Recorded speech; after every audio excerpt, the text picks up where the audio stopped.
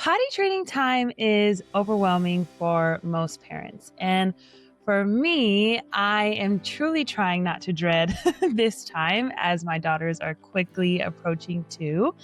And I will say that my husband and I, we recently did try to do potty training and failed miserably. We should have done way more preparation. We thought watching a few YouTube videos was gonna cut it, but we needed a little more preparation. So thankfully, amidst my struggle, I was able to phone a friend, and I am happy and thankful that she is here today to help us all, actually. And if you're new to the show, this is Mothering Holistically, where we aim to amplify everyday moms' voices, creating a relatable space to share stories, practical tips, and inspiration. We empower moms to embrace every season of motherhood with confidence and pursue their dreams with resilience. I'm your host, Kaylee Berlini, a mama finding balance in motherhood because balance is key when mothering holistically. So no matter where you're connecting with us, please subscribe and give us feedback as we continue to try to make this podcast motivational and helpful for you all. So as I stated, starting the girls, no idea where to begin. I'm just so happy that I was able to find Mrs. Erica, who is also a wife and a mom of 3. She has a 6-year-old twins and an almost 5-year-old singleton. She balances being a homeschool teacher, certified EC, potty training coach through Go Diaper Free, and she's also a software engineer, product manager for a big data company. So when she's not working and doing all the things, you can find her leading a well-read mom book club, doing adult gymnastics, or running community projects like coat drives and things. So please give a very warm welcome to Mrs. Erica.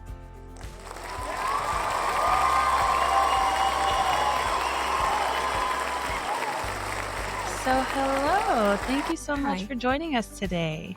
Yes, thank you for having me. I'm excited to be here and talking to you. So, yeah, I'll let you start. Okay, so first off, I know what EC stands for. Please explain. Yes, we'll go all the way back. Yes, all the way back. So EC stands for Elimination Communication, and sometimes it is called infant potty training, but it's more about parents responding to all of their children's needs, including when they need to eliminate. It's about a mindset shift from seeing a diaper as a full-time toilet to as a backup instead. I did not do EC really with my twins. When they were around 11 months old, one of them had a really bad diaper rash. They had never had one before. And the doctor was like, well, you can't put a diaper back on her. And I was like, well, what am I supposed to do? You just put diapers on babies. That's what everybody does.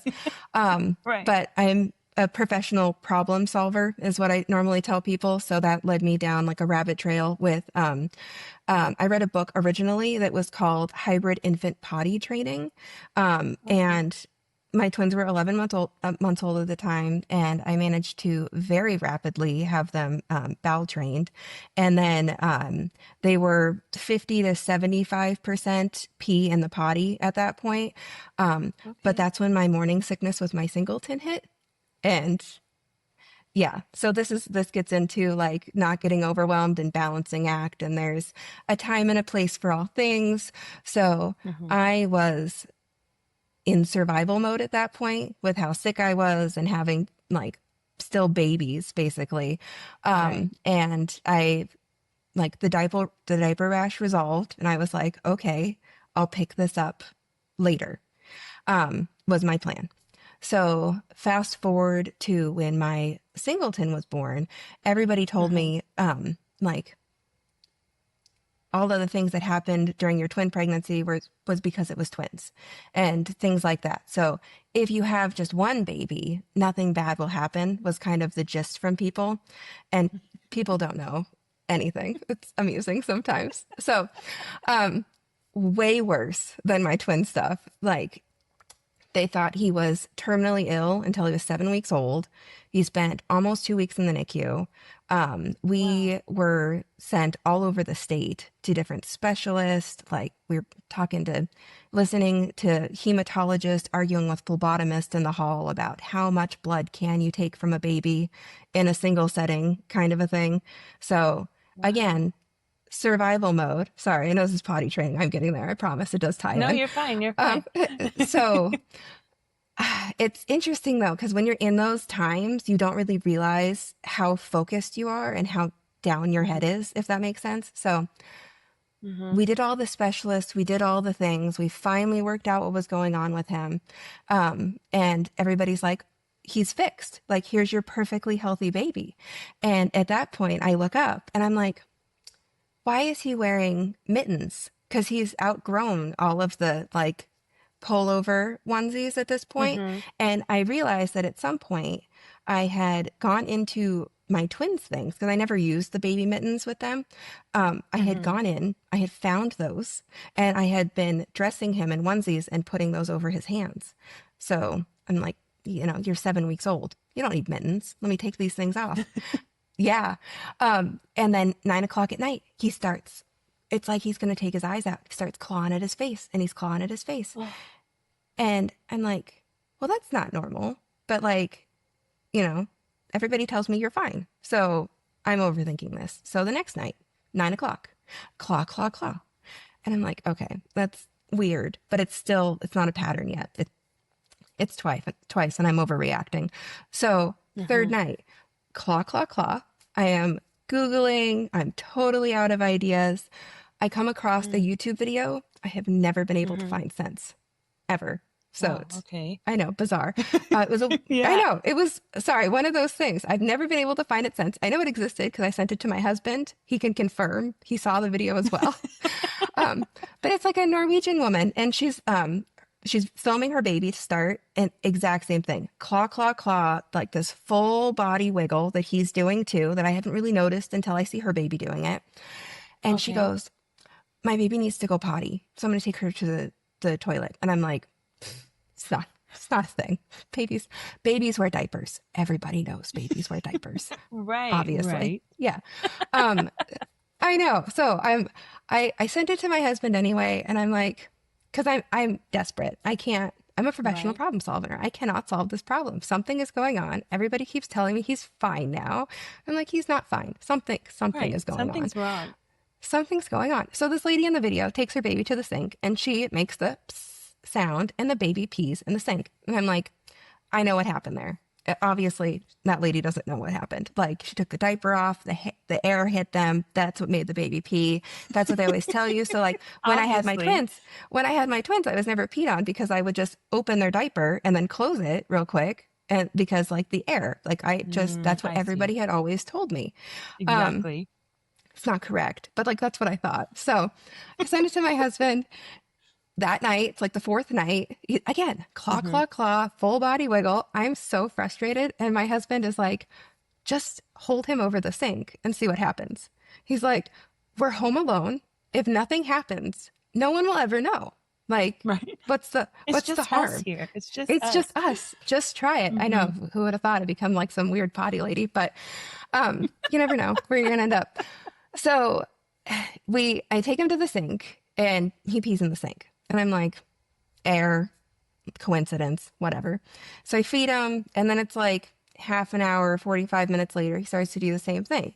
So I'm like, oh, whatever. Like, I'll try it again. So Right. pees again in the sink. And I'm like, okay, twice is not a pattern.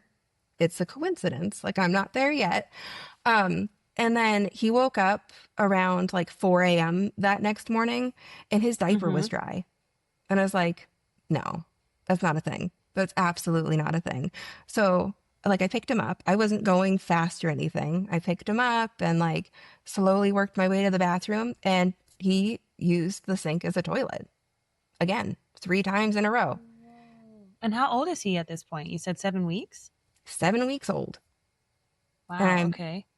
yeah, so I am confused, but I have found a pattern, and I have realized that this Right. lady was not entirely insane. Um, so that is what led me to Go Diaper Free's information and Andrea. And Okay.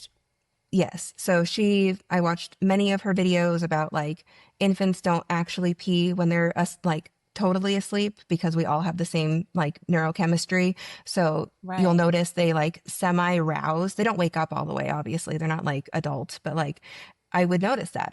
He would be sleeping. I would see the blue strip on the diapers. He would like kind of do a Mm-hmm. wiggle, semi wake up, and then the strip would go blue if it was nighttime. I learned well the classic EC hold from that woman whose video I've never been able to find since. So I started doing that with him. And Mm-hmm. then through Go Diaper Free, I learned more about easy catches and things like that. And Mm-hmm. by the time he was 4 months old, 100% of his poop and about 90% of his pees went in the potty. I did not change a single poopy diaper from 4 to 8 months old. Not one. Whoa. So, yeah, Whoa. That sorry. is I know. whoa. Okay, Hmm. so you said from 4 to 8 months. So Hmm. what happened at the eight After that. months? Mm-hmm. So, and Andrea talks about this a lot with the Go Diaper free resources. Children like EC is about connection. It's not about perfection. So it's not something that Okay. has to be done full time. My situation was unusual in that like I had Mm-hmm. that high of a catch rate. And it's not like once you start getting catches, it does become a little bit addictive. Like how long? I mean, I was throwing diapers away that because the tabs weren't sticky anymore, kind of a thing. Because not Wow. because they were So soiled. He had been you were using them as like an emergency.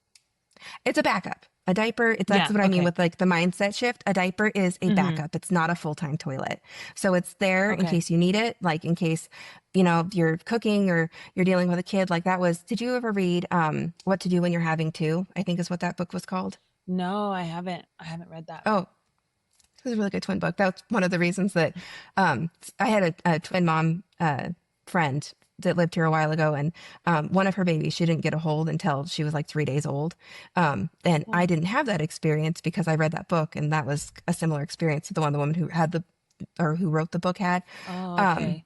sorry, I'll have to read it sidetrack. now. No, I'll have to read Yeah, it no, now. no. I mean, well, it's just the basics. You're past it. Like you did it. Hooray. But yeah, if you want to recommend it or not. But um, in What to Do When You're Having To, one of the things that she talks about that like is very particular to parents of multiples is that there is Mm-hmm. always, and this is very easy for us to find out, there is an order of priority.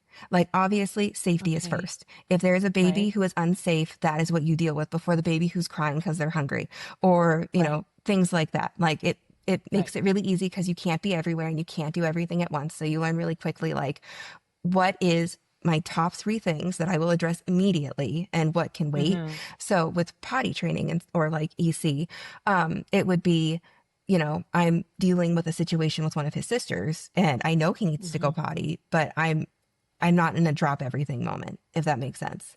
Like it's not a I see. convenient time because with EC, it's not like they will learn to ignore you if you don't immediately respond. If they know that you can't get to them, they will hold it until it's uncomfortable and then they will let it go. Because Okay. we're not yet aiming for independence, which is what I would say Okay. potty training is more centered around. So Mm. EC is more about noticing your children's cues and then responding to them when you are able to in a way that Okay. aids your relationship and doesn't detract from it. Because I can Okay. imagine that you could imagine if you're completely overwhelmed as a mom and you have Mm-hmm. all of these needs and then a child also needs 100% your help to get to the toilet, that's a Mm-hmm. stress, not an Yeah. aid. You know what I Yeah. mean? So it does Yeah. not have to be like that at all. Yeah, I like that you brought that up because I was reading your blog and kind of going over the show notes from another the Go Diaper Free podcast that you were on, and it talked about the half day split. And I want you to Hmm. explain it, but when I was reading it, I was like, "Oh my goodness, that would help! That would have helped me so much." So I believe this particularly is for twins, right? The half day Yeah. split. Well, for twins or I mean, you could do this for if it's EC. So let's really quickly. So EC and potty training are not the same thing. Potty training, the Okay. goal is independence and you want to catch. So like your twins are how old now? Sorry. 20 months. 20 20 months. months. That's Hmm. potty training, not EC. Yeah. So we will Okay. totally get to that. Don't worry. But before the, the ages on this kind of range, I would say Hmm. before 15-ish months, 15, 16 months, they say as high as 17 sometimes, but most kids, like, you'll know their independence level, if that makes sense. Hmm. So if you have like a really independent, really like skilled at like clothing manipulation, or a kid that is like an all or nothing, like they really just want to get to know things. They're kind of like Tarzan or whatever. They want to know. They want to be a person. Like a full independent. Like, I'm not a baby. Those kids, they're like, Hmm. I'm not a baby. You look at them and you're like, you're a baby, and they're like, I'm not a baby. Those kids, those Yeah. kids, I would say as young as like 13, 14 months, you can just go straight to potty training. But Okay. normally newborn to 15, 16, sometimes Hmm. 17, depending, that can be EC. So Okay. EC, it's not about how much you catch. It's not about like, you teach the independent skills as they get older. Hmm. Um, Hmm. but with potty training, that is definitely more of a like, what I like about potty training is that it's the first thing that you are actually handing off to your kids to give to them. I talk to a lot of moms, and they are very discouraged because their kids are like, they have some sort of a gap in potty training, or they've had some sort of like a rough experience because they're Yeah. trying to live up to this idealized motherhood that they have built up in their imagination, which is Hmm. now clashing with reality, because the reality is your kids are their own people. Like, they're Yeah. they're independent, and not everything that they do is a reflection on you. And our job is to give them support. And this is the very first thing you are doing, that is just to support them and their Okay. independence. So when you start potty training, you start with babies and toddlers. And then you see by the end of that progress, like that process, you have Hmm. independent little kids. Like, they're no longer babies. I know it's really, really Yeah. hard, especially when they're your first ones, but like, they're not little babies anymore. They're Hmm. independent, and they're ready to like strike out on the world and like take the world by storm. And you end up with moms who, it's bittersweet, because it's sad, because you're like, that's my little baby. But then there is so Yeah. much relief that comes from that, because it's not just you and your baby, it's you and somebody who you are building a partnership with, if that makes sense. Like, I like your that. job is Yeah. still to support them, but like, it's a very different relationship moving on. And there Hmm. are a lot of people try to start potty training when they are still treating their children like little babies. But one of the things that Hmm. comes with potty training is teaching other independent skills. So there's a lot of letting go that happens with that. And that can be a Okay. little bit scary at first. It's like decluttering. Like, it's 100% like Yeah. decluttering. Like, you think you need it and you're Yeah. justifying it. And then you let it go and you're like, man, I didn't realize I had this Yeah. silent to-do list in my head to like maintain Yeah. and take care of all of these things. Hmm. So, Exactly.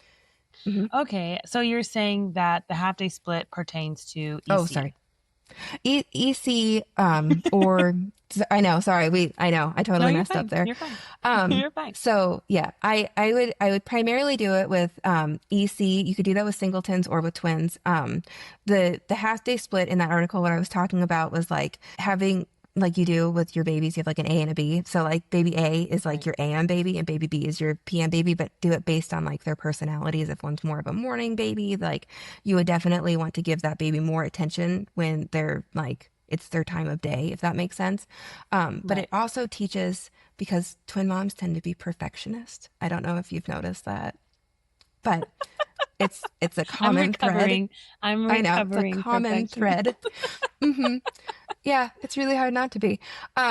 So it also forces you to take a break, to pause, to be like, okay, this is my priority. It's like we are talking about priorities earlier. Like, baby Hmm. B is my priority. Baby B doesn't need to go potty right now, and baby A is telling me that they do, but like, I am focused on this baby because they're Hmm. taking turns. They're going to learn to wait, which is this tremendous life skill anyway. Waiting and being bored, superhuman skills at this point in time. Yeah. So for potty training, I typically, so before Andrea had me help with that article, the general twin potty training advice was to do twins separately. which there was a mom who wrote a triplet potty training blog, which is phenomenal. Mm-hmm. And it's really funny because when people are really afraid to get started, I normally send them that. And I'm like, just read what this lady did. So she did three. Like you can potty train You one can do kid. it. Like Yeah. it'll be, or even twins. Like you can, this lady did three. You're going to be fine. Right. And because with triplets, and this makes sense to me, it would make more sense, I think, to do them one at a time, like total focus and like mastery for one at a time because it's a wider scope. So you're going to want to focus more to complete, if that Okay. makes sense. With So, twins, you have a buddy. Because, like, you know how, like, triplets or, like, I have three under two, like, or they were three under right. two, they tend to, like, get clicky. Like, kids are, you know what I mean? Like, there's one floater and then they pick their Yeah. favorite. It's Yeah. kids, sorry, Kids do that people. on the playground with my daughters. And yeah, they get clicky. Like they like one of my daughters, but then they try to isolate the other one. Hmm. And so, yeah, I know what you mean. There you go. Yeah. So I could see that with triplets, like you need to like, but twins are unique. And that was one thing that I took from that hybrid infant potty training book. In that book, Okay. the thing that made me very confident with that was she didn't address twins, I don't believe, but she was talking about how it's easier to potty train before children start walking and become mobile because once they start walking, that's all they want to do. And they will sit for longer if they can't walk yet because and like you can give them toys and let them play, and that was one thing I did with my Mm-hmm. twins was like I had toys in between them and then they would sit and play on their little potties, so that was very helpful. That leads Oh, me back okay. to, can we circle back real quick with Yeah. EC? So my son at 8 months started walking, like he started trying to master walking with EC. Like it is like you can get really good, you get in a really good groove and then some sort of developmental milestone will stop you because it's about connection. It's not always consistent. And they will do what are called potty pauses, where they will pause, Okay. signaling to you. Like sometimes they'll signal a little bit, but it won't be quite so like in your face. They won't be the same signal. Mm. Sometimes they'll change because they're Mm-hmm. so focused on whatever developmental milestone they're on. So for him, that was Okay. walking. So I like took a total break until he mastered walking, and then when he was 13 months old, I was like, Mm-hmm. you're really good at this. I should have stopped this sooner. And so the day he turned 14 months old, I threw all of the diapers away except for bedtime. And it took 2 weeks to get him daytime potty trained. So, Wow. Okay. Okay. yeah. So I like that you said that. And I was curious though, because I know that you said that you didn't really do EC with your twins. No, I had that So little bit. Yeah. Oh, good. yeah, so with potty training your twins and then of course Mhm. having the baby, how did tuning into their unique signals during EC with the baby and thing kind of anchor for finding balance across all of their needs and even yours? Mhm. Well, one thing I would put with that is that, like, the list that you gave at the beginning of what I do now is not what I have always done. Hmm. So, Okay. like, there are times and seasons for all things. When my twins Hmm. were born, I took 2.5 years off of work as like a software engineer and project manager. I was like, I'm Okay. out. And then, like, my son was like 8 months old, and I was like, I've learned far too many knick-knacky skills. I would like to, focus on something. You know what I mean? Hmm. Um, Hmm. so Hmm. at the time I was potty training, we were doing EC with my son. He got really, really good at Okay. it. And I looked up and I was like, again, I keep doing this. I look up and I'm like, hey, there's this huge thing that I should have noticed that I didn't notice. You guys aren't potty trained. How is this baby using the toilet and you are not? Like, what what happened here? Something is Um, off. uh, so um and at the time, I had a geriatric dog who was also incontinent. And so the joke is that I have a superhuman tolerance for pee on the floor. Like, I will say that first. Like, um, the the harder your situation that you go through, the like stronger you come out on the other side, and it just Right. doesn't even phase me. Like, it doesn't happen anymore. But you know what I mean? Like, somebody could bring a little kid in my house, and I'd be like, whatever. Like, let me just clean that up. I got spray. I got towels. We're good. Um, We're good. so yeah, but some of it was like mindset was I wasn't sure how long it was going to take. I knew that I wanted to do Mm. both at the same time because of that earlier experience where I had them side by side on the toilets. But then um, Okay. this was, I had found Andrea's stuff for EC, but I had not bought her potty training book yet. I'm going to start with Okay. that because I had to redo it too. So I potty trained twice. And good news for you as you are about to venture into this. They were night and daytime potty trained by 21 months, but I had to do it twice. So I'm going to say for you, hopefully your second attempt will be much more successful. So I went into that very, very prepared because I'm a Okay. preparer as a person, if that makes sense. So I had a baby gate on my living room, which has hardwood floors. I've rolled up the rugs. It's like, okay. Every flat surface of my house had stacks of towels and spray bottles. So, like, anywhere they Okay. couldn't reach. So, because my thought was, there's going to be pee somewhere and maybe more than one somewheres, or like, some it's going to be potentially anywhere. And I don't want to run across the room holding a baby with like two other Hmm. little kids, while one's having an accident, one Yeah. just peed on the floor. I want to immediately throw down a towel and then go Hmm. like get the other kid that's just started to pee onto the toilet, if that makes sense. Hmm. Because you do Yeah. want to watch them. What does she say? Watch them like a hawk, but don't hover, Hmm. is the way that that works, because you want to be able to move them quickly to the toilet. Um, Right. the way that I did this incorrectly at first was M&Ms. So I didn't read the potty training book. I was doing what Andrea calls winging it. I was so confident in myself. I was like, I can totally do this. I don't need to know how to potty train. Like you said, I watched a couple of YouTube videos. Like I gave him a whole bunch of We got juice. this. Totally fine. I have piles of towels. Everything's going to be great. Um, yeah, I know. It was great times. So Yeah. we did that for about a week and a half, and it was not going like it went fine for one. One of my kids, she would go yum yum yum, and then she'd sit on the toilet, and then just squeeze out drops of pee, just little Oh. drops, because she's just like she wants her treat. She wants to do Oh, it. she wanted the. And this is Okay. one of the hard things with twins is like they are not the same. And I know that you know Yeah. that, but like you don't really know that until you're trying to teach them something and you're like, wow, you guys are not the same. Go I ahead, know. I sorry. saw when you mentioned the M&Ms, I saw like when my daughters were really young, I saw a mom giving presents, like literally wrapped gifts. And I was like, I one, no, I'm not spending money on that. And how do you transition from, like just Yep. as an adult, like growing up, I was always given money for mundane tasks around the house, and that has not translated well to me being an adult.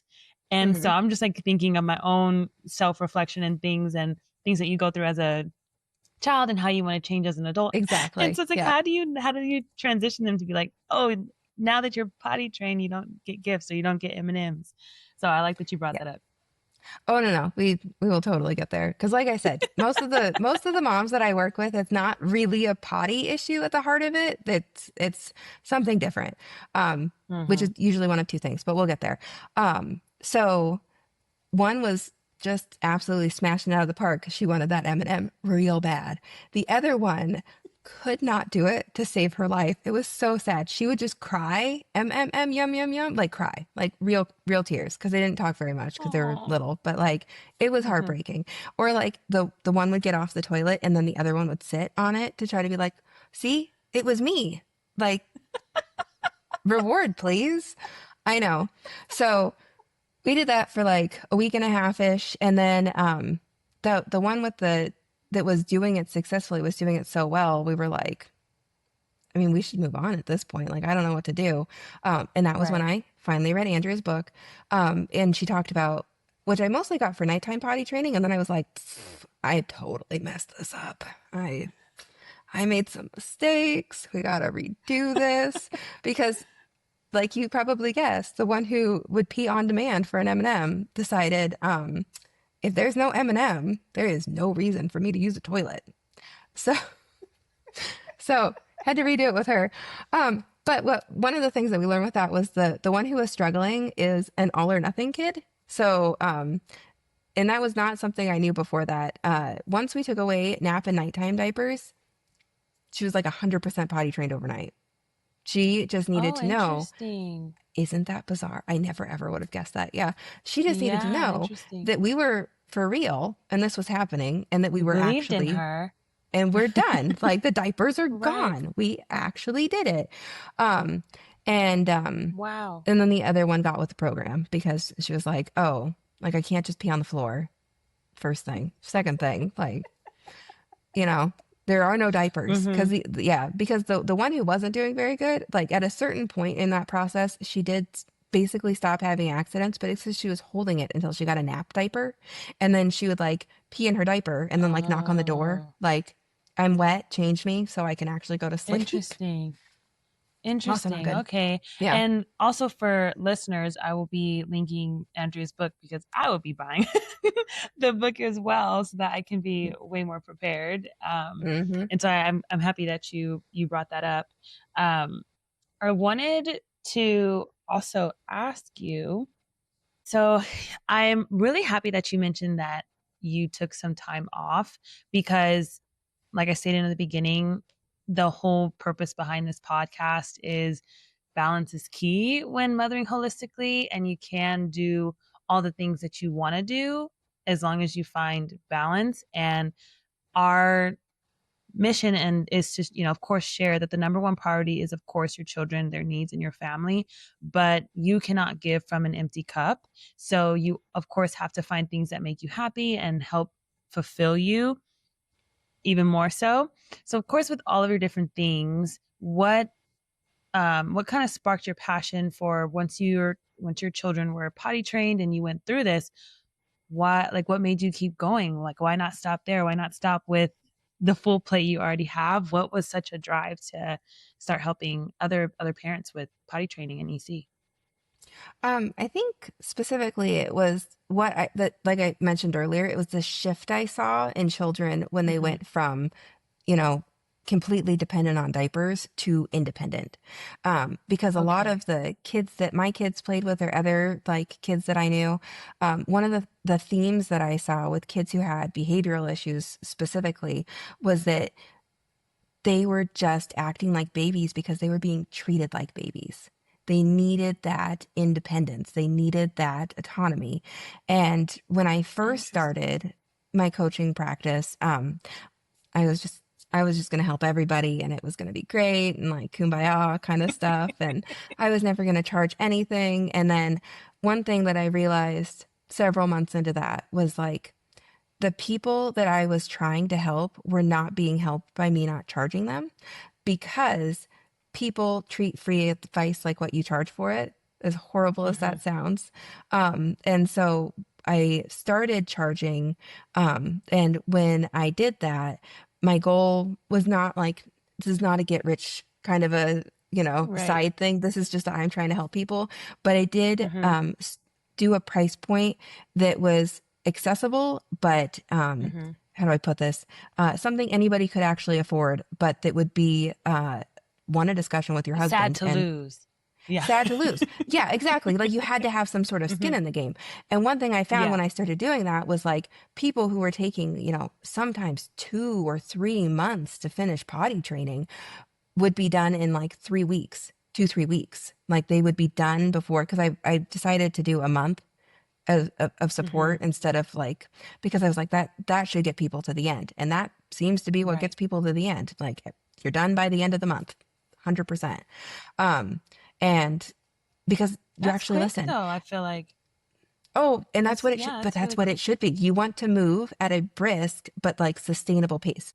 Finding that balance. So when, hits kept coming and the times got hard, of course, with Mhm. regressions and a newborn. So what was kind of the quiet act of persistence that reminded you this season of intensity wouldn't last? And how do you hold on to that even now? Mm. Well, I think faith probably has a lot to do with that because, like with my faith tradition, like I say all the time, I'm like memento mori, remember death. I'm like, at some point, I'm going to be at the end of this race, and so this is Mm-hmm. not forever. When I'm trying to remember exactly when that was. It was slightly after I went back to work. My father-in-law was diagnosed with ALS, and so we moved him and Mm, his mentally disabled brother out here to help take care of them. And I was like, okay. well, thank goodness my kids are potty trained because It's one less thing. You know what I mean? Yeah. And so they're like, I think it helps if you have had to take care of other people and if you Mm, have that mindset of, time moves quickly.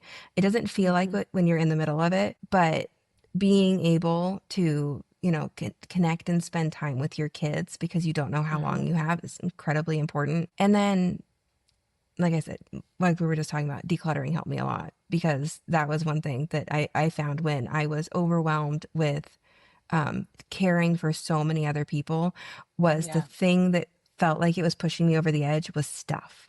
It was Mm, things.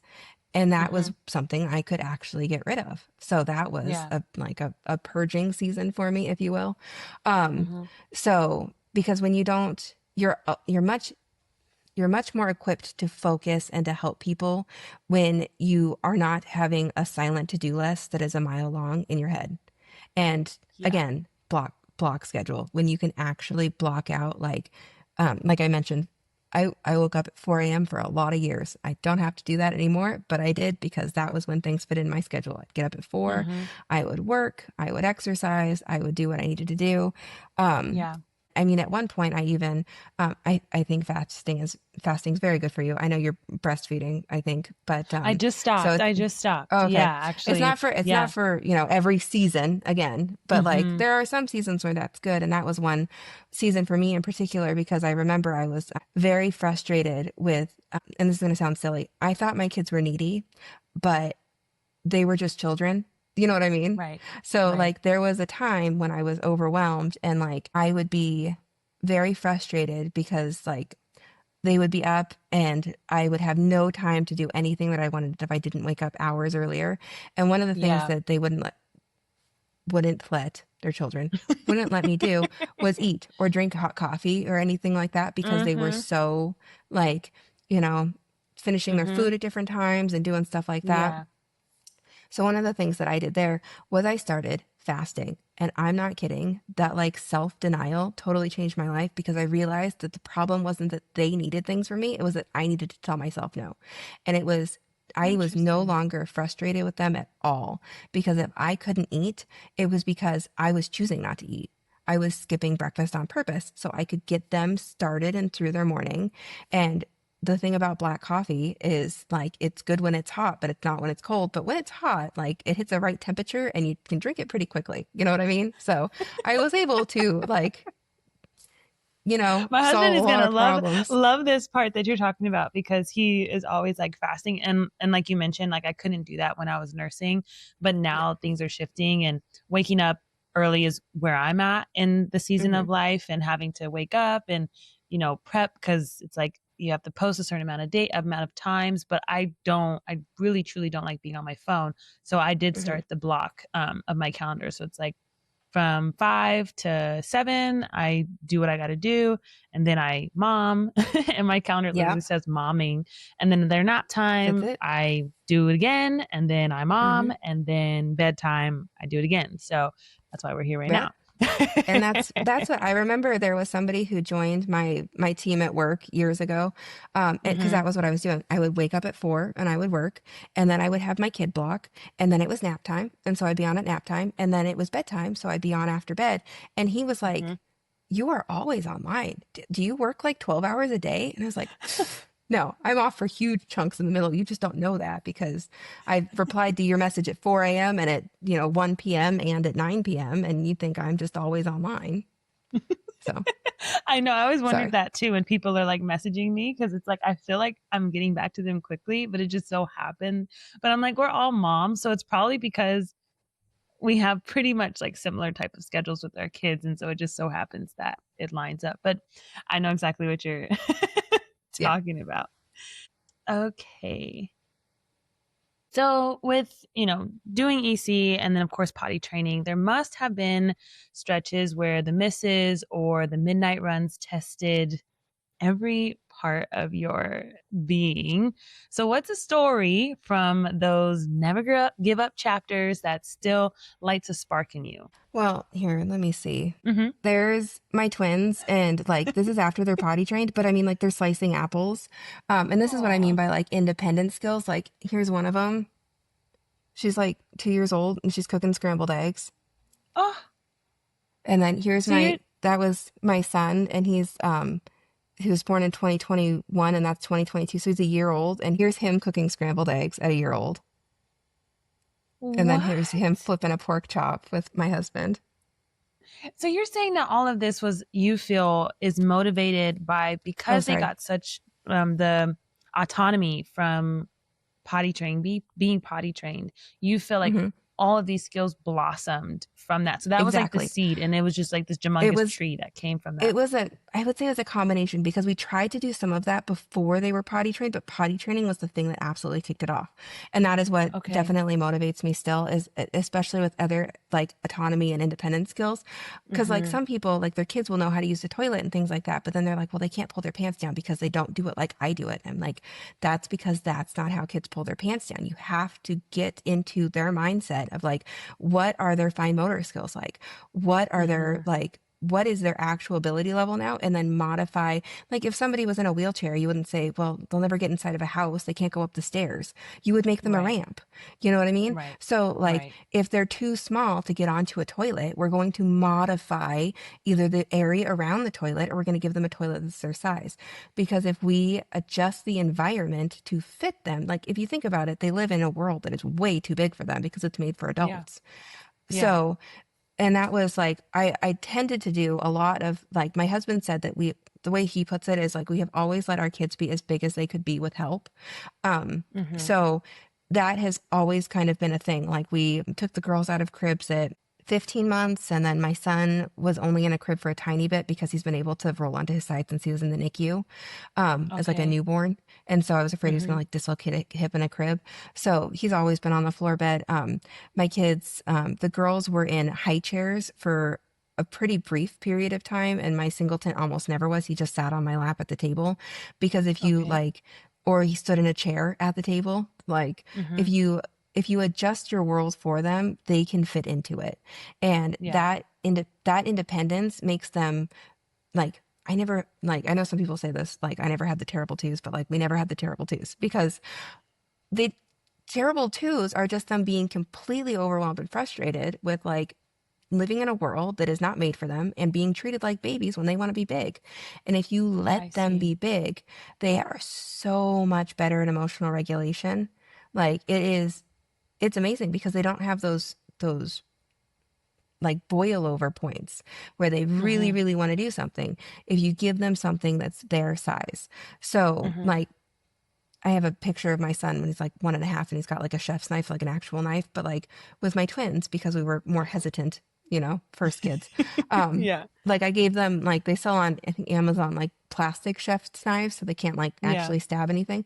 But like you mentioned in a video, you still use the TV for cooking.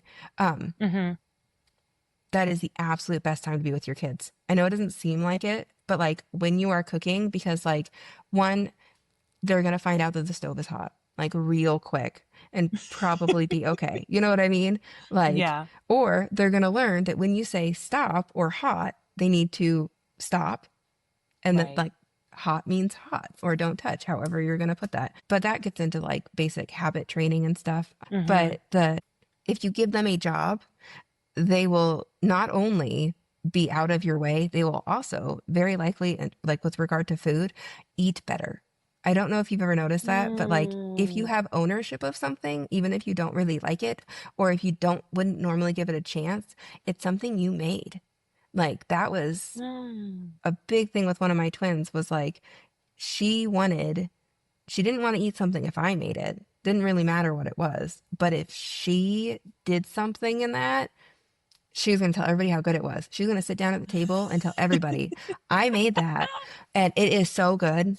Like, doesn't even matter. So there is, and like that one picture with my twins was apples. I have another one with them with their like plastic chef's knives. I literally Mm-hmm. just gave them a can of olives, put the olives in a bowl, gave them two bowls, take the whole olive, cut it in half, stick it in the other one. Does it sometimes become kind of a mess? Yeah. Is it Yeah, just a but it's can of okay. olives? Yeah. Like, are they still edible? Yeah. Are they going to say, I made that and it's delicious? Yeah. My You daughters see what love I mean? olives. It's so funny that you mentioned that. Oh, olives are They great. love Yeah. olives. Yeah. No, I actually really appreciate that you brought that up. I think it's just our current like living space, but I don't know. I think it's first world stuff or American world stuff where we're like, we Hmm. need more space to kind of, have that. But it's not true. And I have noticed that my daughters don't like we don't really have a like formal dinner table at our house. Hmm. And so we put them in their high chairs and we sit on like stools in front of them and we all eat together like that. But they hate it. They hate being in their high chairs now. They prefer to kind of free eat since like we're free eating. And so Hmm. I really appreciate that you brought that up. And I will definitely be trying more to offer them even more independence. I thought I Hmm. was doing like a decent job with allowing them to do a lot. Like you said, your son was walking at 8 months. Same. Our daughters were pretty much walking around 8 months, pushing on things, walking around, climbing up the stairs at 7 months. And Oof, some wow. people were like, yeah, some people were like, my kid is That's 3 and they still impressive. don't.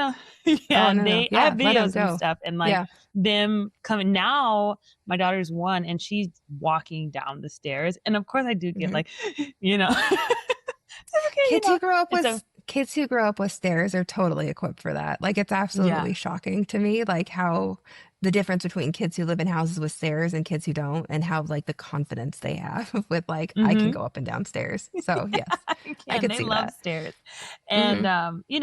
I have really been trying to practice, safe, um, controlled, As big as they what's the can word? be, like with help, Exactly. right? Yeah, yeah, Exactly. As big yeah. as they can be with help. I like that you say that. I'm gonna Mhm. coin No, it's okay. My that. husband did. Like you can steal it from him. That's fine.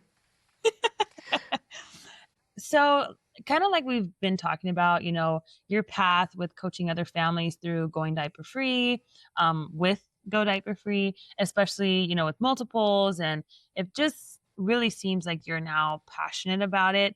And what unexpected joy from those early messy experiments with your twins and, your son reignited your drive to never give up on this work? How does it show up in the way you encourage moms just starting out? Yeah. I think it's that I have yet to have any two moms that are in similar situations or have dealt with similar things. Mm. It is a group of people that you would absolutely never meet otherwise, and it very much ebbs and flows. So it's one of those things Mhm. where sometimes I'll have like 5 or 6 clients in a month, and I'll put them in like a like a group text, and then they have like their Mhm. own support group because support groups are great. And Yeah. yeah, or sometimes I won't have anybody, or I'll have one person, and it just depends because, like I said, I tend to give now like. Anybody who's going to listen to this, it's been a client of mine, might be like, she didn't give me a book to read because some people don't get books, but most people get books. But it very much depends. So, like I said, they're not normally struggling with potty training. It's like, do you know Dave Ramsey? Mhm. Okay, yeah. So it's the debt is the not the cause, it's the symptom. You know what I mean? Yeah. Yeah. Yeah. So it's a yeah. So same thing with potty training. Like it's a symptom that like you Mhm. can't get over what should be like a pretty straightforward hurdle, at least the way that you're looking at it, because there's actually these Right. other things that are like underlying issues. Or and some of it's just like gentle parenting. I run into a lot of people who run in those circles, and then we have to kind of address like it's really bad to not give your kids natural consequences because the real world is going to Right. bite them if you don't, and it's Right. going to be real rough. So, like one mom, I remember her telling me, um, she was a gentle parent, but like gentle parenting means I don't remember exactly how she put it. Like there are still consequences, and so she was telling me about how she couldn't get anything done because her son would just follow her around the house, and like she'd fold laundry and he would just like dump out the basket, or she'd fold Oh. towels and he'd just pull the bottom towel out, knock the whole tower over, and I was like, okay, well, what's the consequence of that? And she's like, well, that he made a mess and I have to clean it up. And I'm like, that does not sound, that's not, that's not going to work at all. So, Yeah. but um, I have many examples. Or like one lady was having food issues, but it was because her and her husband, instead of, they ate at a totally different time than their child. So Mm. they, all three of them ate separately. So her daughter had never sat and ate with anyone. So she had really bad like food issues, if that makes sense. Like she's a very picky eater. Yeah. She like, because eating and cooking, but eating in particular is a social activity. It's something that Mm-hmm. you learn through watching other people do. So I love that you and your husband sit with your twins and do that. If you have a Mm-hmm. coffee table, honestly, I'd say sit on the floor and eat. Okay. Um, this is like a cheap suggestion. Like if you don't have space for a dining room table, if you have a coffee table, because it is important for you to teach them like proper utensil. Like this is how we Yeah. hold the utensils. And like in this country, we use a fork. In other countries, they use chopsticks. So it's like they have to Yeah. learn how to eat properly, how to get food into their mouths, how to not make a mess, that food is not something to be wasted, things like that. Right. So Right. I would say a natural consequence to like a child throws food on the floor is more of a um, whatever that thing was that you threw has now goes away. So let's say you have three things on their plate, like they got a vegetable, protein, and some sort of a carb, and they throw Mm-hmm. rice on the ground. The rice comes off the plate. You're done with that now. If you throw the rest of it away, the rest of it comes off of the plate, kind of a thing. And if you have nothing left on your plate and you're still hungry because you're a baby, I will feed you, but I'm going to spoon feed you because like you've lost your ability to feed yourself. I So big see. kids feed I like that. themselves. Sorry. Yeah. No, But I appreciate all this, no. Sorry. I know all the tips and I'm a things. very off topic person, but that's because like how I normally work is one, I listen to people, and two, I usually do video calls with clients because I Mm-hmm. want to see their faces. There are so many because I'm a professional problem solver. So there are so many times when I make recommendations, and if it wasn't for the fact that I couldn't like I could see their face, I would have no idea because they're saying, "Oh yeah, that sounds great," but their face says, "No, that would not work for me at all." And it's like you have to tell me that would not work for me at all because then we come up with another solution. That's another reason that people get done in a month typically is Mm-hmm. because or less is because I give them multiple ideas so they know like here's plan A, I and see. if plan A doesn't work after X amount of time, we're going to switch to plan B because we want to Okay. move, like I said, briskly but not rushing. So the thing that I like about that is like all of those families like they learn so much. The moms become way less stressed by the end of it. And then Mm-hmm. this is gonna sound horrible, they like their kids again. There is a certain stress point with potty training where you're like, I don't know if I like you. I don't think you like me. But they get over that and they're like, oh, this is great. Like, I love you. You love me. It's going to be good. You know what I mean? Sorry. Yeah, I know exactly what you mean. And I really appreciate that you mentioned, you haven't had the same scenario. Is because, we're all unique. We all have different children. And I appreciate that you're like, we'll find a solution and Hmm. a way through this together. And that is unique to you. I really, really appreciate that because it's like, how do you know that it'll work for me? It's like, we'll make it work for you. Don't worry. Don't worry. Hmm. Everyone gets Right. Because I potty mean, trained pretty well, much. and yeah. Oh, well, and that's what Andrea says. Like everybody does get potty trained. There are times that it Mhm. is easier to do it. I would say between 17 and 22 months, 21 months. Okay. 22 months is kind of pushing it. Just because you really don't want to run into the terrible twos with the nose.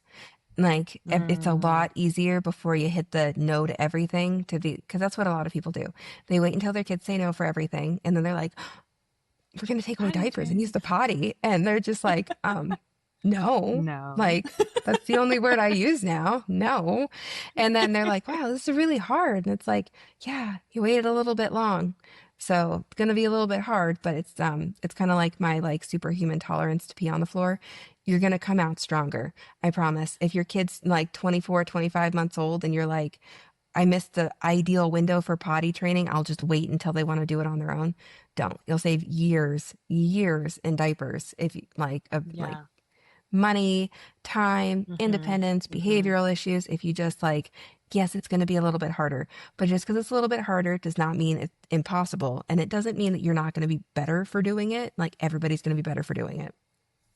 So, So I really, really appreciate that. I feel like we could end it on that note.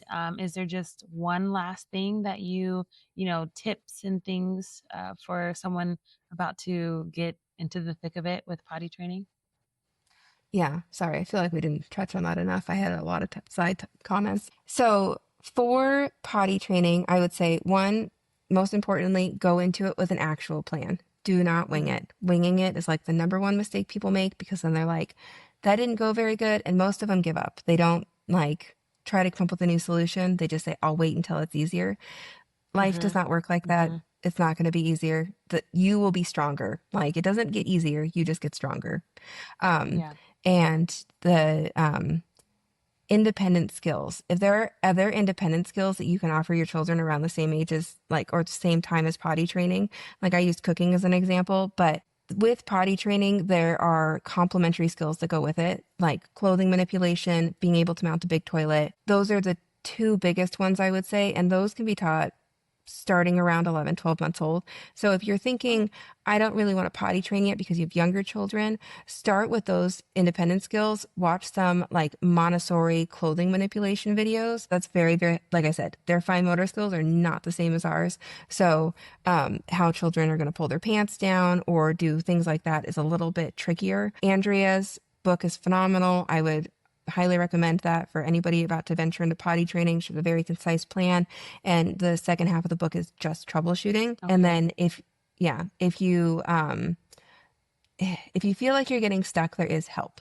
That's the other thing. Like, don't give up is kind of the message here. But you know what I mean? Is like, because there are so many different things to do and there are so many different people to talk to. So like Andrea has a Facebook group for people who own the book that you can join. And then coaches are totally worth it. You can find one that's in your area. And if you can't, then you can work with somebody that's available online, which again is just having somebody in your corner to help you troubleshoot when you're thinking this is done. And, because there are so many things going on in every mom's brain right now. Like, it's good to have somebody to help come up with some support and somebody to help think of things for you. Because you don't have to invent. Like, we live in an era where it feels like we have to come up with everything ourselves and we have to be perfect and we have to figure everything out. And we don't. Like, that's an absolute lie. We do not. We need to rely more on other people, even if we don't have a community or we don't think we do. You would be absolutely shocked if we reach out and ask for help. One, who will show up, and two, the kind of help that you will get, because it's not always what you think it's going to be. Yeah. Yay. Well, thank you so much. Like I said, I'm feeling so much more prepared, so much like I have a to-do list now that I can get together, and then I'm going to make my husband listen to this so that he understands.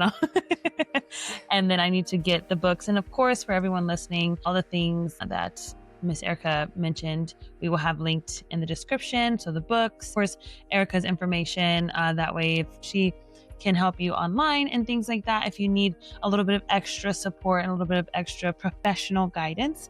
So for those of you that want to connect with me and follow me, everything is at Kaylee Berlini, so on YouTube and all social media platforms. But to stay in the know with the Mothering Holistically podcast, you can follow Mothering Holistically on Instagram and Facebook. All sneak peeks, all upcoming episodes and things are there. So if you just want to know about what's going on with the podcast, definitely follow Mothering Holistically on Instagram. And if you learn something, or if you are completely enlightened about your journey right now, if you're in the trenches as a new mom, or if you are about to start potty training and you learned something, please share your stories about what you took from this. # Mothering Holistically podcast, and we will shout you out, because this is a community and we are all here to support one another.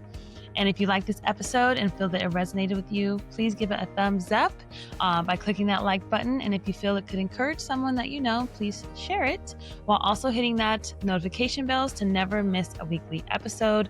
All new episodes come out at 6 a.m. Pacific Standard Time on Saturdays. Definitely subscribe or follow. So until next time, remember to mother holistically and thrive authentically. I'm your host, Kaylee Berlini, and together we're winning. Bye, y'all.